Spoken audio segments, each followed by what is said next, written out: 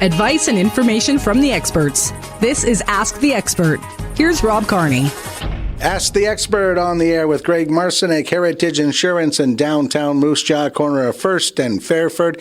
Greg, it's that time of year, and it's an exciting time of year. Almost ice fishing season, and the ice is getting thicker and thicker. We might be out there safely for the Christmas season? I'm going to say well before the Christmas season. It's cool right now, so I think we're going to start seeing ice fishers out here shortly. But the biggest thing you want to do is I've got 3 steps that actually could save your life. And these 3 steps require to access the ice safely. So a complete visual inspection first and foremost. Noting the color of the ice is the other thing, and measuring the thickness of the ice.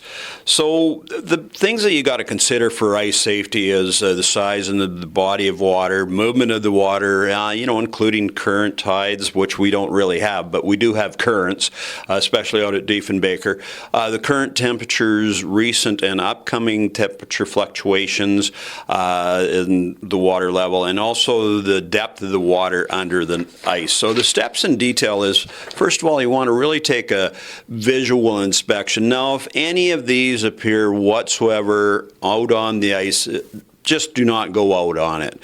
If there's cracks, breaks, or holes in the ice, if water's on top of the ice, if water is flowing onto the ice, if the ice is soft or mushy, as well, flowing springs and spring-fed ponds or lakes, which I know there are a lot of springs feeding into Buffalo Pound, if the ice appears to have frozen and then thawed and refrozen again, you definitely don't want to go on there.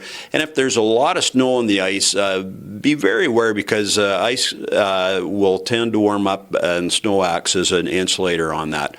The other thing is the ice color, and very important here. If it's dull gray, you're definitely a sign of unsafe ice, and this is just something that will not support a lot of weight.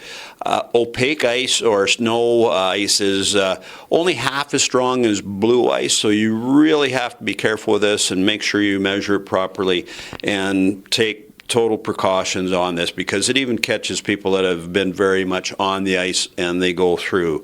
The best ice is the blue ice. It's clear, it's strong, and the color of the ice of all that I've just described deepens with increasing thickness, because natural water is turquoise, so blue, and it forms temperatures well below 8 degrees Celsius, which we've had this last while. The final step is ice measurement. And first and foremost is you want to go out and you want to test it.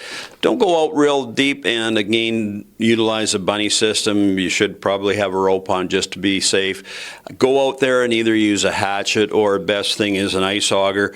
And another thing to remember is that on the lakes, the ice is not uniform throughout, because water is flowing, so you will have to be very careful. If you're just going out by yourself, 5 inches thick is what is recommended minimum. If you have a group of people, you want to have a minimum of 8 inches. If you're going out on a snowmobile, they're saying a minimum of 8 inches. And again, you always want to keep in mind that that thickness does not stay consistent. And then for driving on ice, you want a minimum of 12 inches for a light vehicle. So, and again, remember, this is for blue ice, not where there's heaves, not where there's any opaque covering. For these tips and all your insurance needs, drop into Heritage Insurance, corner of First and Fairford in downtown Moose Jaw. We can also find these tips online. That's correct, at heritageinsurance.ca. This has been Ask the Expert, your source for expert advice and information.